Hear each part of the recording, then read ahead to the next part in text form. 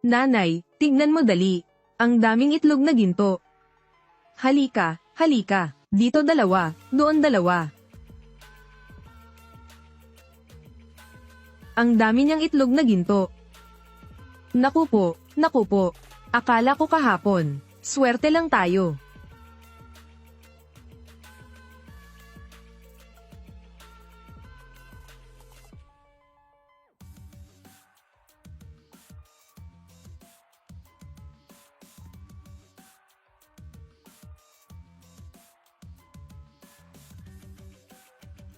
Ang inahing manok na nangingitlog ng ginto. Ito ba yun?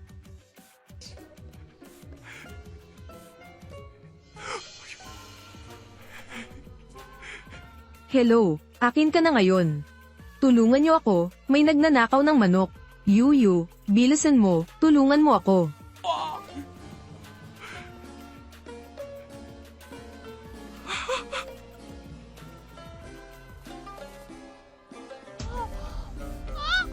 Nasaan ang manok ko?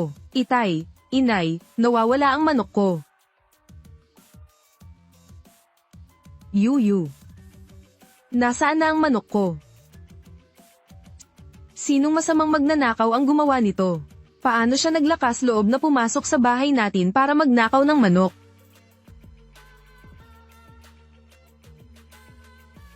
Magsumbong tayo sa pulis, kailangan nating magsumbong sa pulis. Talagang sobra na to. Naglakas loob siyang magnakaw ng manok. May batas pa ba? Pero, isang matandang inahing manok lang naman ang nawala sa atin. Siguro naman hindi napapansinin yan ng mga opisyal. Tama. Pero sa atin, ito yung inahing nangingitlog ng ginto. Hindi pwedeng basta na lang mawala. Gazhang, Suniang, nakita ko kanina yung manok ninyo. Si Huasho, ang panganay na anak ng mga Shu. Palihim siyang lumabas mula sa bahay ninyo. May dala pa siyang kulungan ng manok. Na may lamang manok. Siguro, iyon ang manok ninyo. Hay nako, itong walang hiyang Huasho na to. Ito. Nanay, hindi ba natin ililigtas si Xiaofeng? Yang Huasho na yan, lagi na lang nanggugulo sa atin. Akala ba niya duwag tayo? Sa pagkakataong ito, kahit anong mangyari, kailangan nating iuwi ang manok. Sige. Tingnan nyo yan. Dinala ko na ang gintong manok.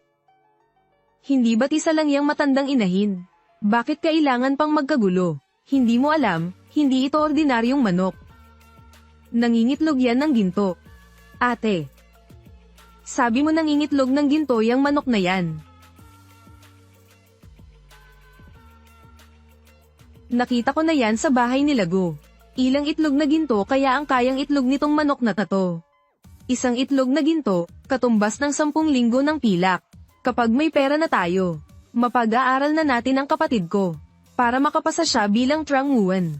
Para mapahiya ang matandang hakluban na yun. Sige, sige, pero manok yan ng ibang tao, sa pamilya Go. Paano kung hanapin nila tayo? Pare-pareho lang naman ang mga manok sa mundo. Paano niya makikilala? Tama ka. Mga baguhan kayo, buong pamilya mo, mga baguhan. Ililigtas ako ni Yuyu. Huasho. Ibalik mo rito ang manok namin. Huasho, Huasho, ibalik mo rito ang manok ko. Bakit ang bilis dumating ng mga Go? Kaibigan, Xiaofeng, ililigtas kita. Sa wakas, dumating din kayo. Suniang, wala ka talagang kahihiyan. Nawawala ang manok ninyo. Anong kinalaman ko doon? Sino ba ang walang hiya? Nakita ng lahat na palihim kang pumasok sa bahay namin. Tapos ninakaw mo ang manok na to. Nanay, sila nga. Sila ang dahilan kung bakit ako napaalis sa eskwela. Ngayon naman, ninanakaw ninyo ang manok namin. Ano? Mga tao. Hustisya para sa akin. Angkan ng mga Go, mga tulisan sila. Gusto lang nilang sirain ang pamilya namin. Inaapi nila ang anak ko. Hindi totoo yan. Amin talaga yung manok na yan. Ngayon, bumili ng manok. Aabot lang yan ng 200 sentimo. Bakit nyo kami pinagbibintangang nagnakaw ng manok? Tama, ang daming manok dyan sa daan. Ituro mo lang basta-basta, at magiging sa inyo na yung manok. Oo nga, itong pamilya ko na to. Mukhang naghihirap na talaga, kapag may nakitang maganda sa iba. Sinasabi nilang kanila rin iyon. Suniang, sabi mo manok ninyo yan. Anong ebidensya mo? Tama. Ako. Umalis na kayo, kung hindi, masasaktan kayo sa akin. Mga tito, tita, at mga manong. Ang manok na ito ay talagang sa amin. Pakawalan nyo lang po yan. Siguradong susundan ako niyan. Tama, pakawalan nyo na ang manok. May punto ang bata, baka nga sa kanila ang manok na to. May kakaiba rito. Huwag kang maniwala sa batang yan. Inalagaan ko yan dati ng ilang araw. Nagsisinungaling na yan noon pa. Ngayon, sumama na sa mga go. Natutong manloko ng mga tao. Nagsisinungaling siya. Ginagamit ninyo ang isang bata para magsinungaling. Mayroon bang magulang na katulad ninyo? Tama. Yung mga katulad ninyo, pati manok ng iba ninanakaw pa. Siguradong magiging masama ang mga anak na pinalaki ninyo. Kayo. Hindi ninyo kayang paghiwalayin ang tama at mali. Pinapagalitan mo ako. Pero huwag mong pag-alitan ng anak ko.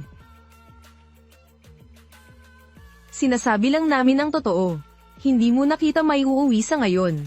Ayos lang, Yuyu. May kaunti pa akong mahika. Tuturuan ko sila ng leksyon. Tapos umuwi ka na. Sige. Anong tinitingin-tingin nyo? Alis, huwag na kayong mag-isip pa.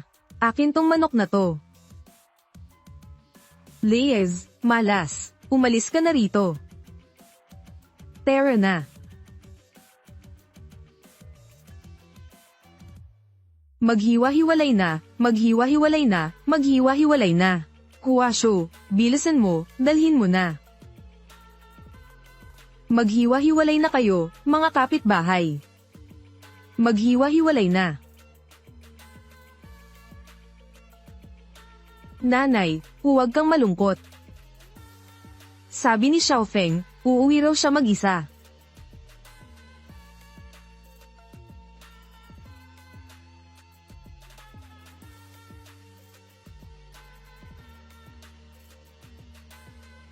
Sige na. Kayamanan ko, akin ka na ngayon. Dapat maging mabait ka. Gusto mo pang mangitlog ako ng ginto para sa'yo.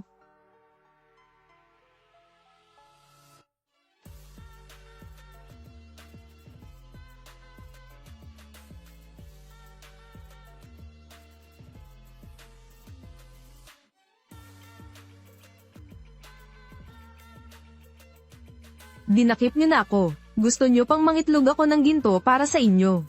Managinip ka.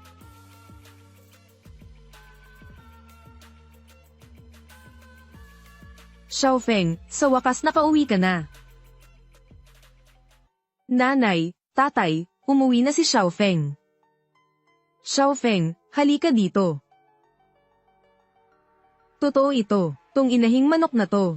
Talagang umuwi ng mag-isa. Sinabi sa akin ni Yuyu kahapon. Hindi pa rin ako makapaniwala. Talagang bumalik mag-isa ang manok ngayon. Talagang swerte si Yuyu natin. Para sa batang to ang inahing manok na to. Siguradong may koneksyon sila. Tignan mo, ang bait-bait ng inahing manok. Ina niya, paano niya matitiis na iwanan siya? Tama.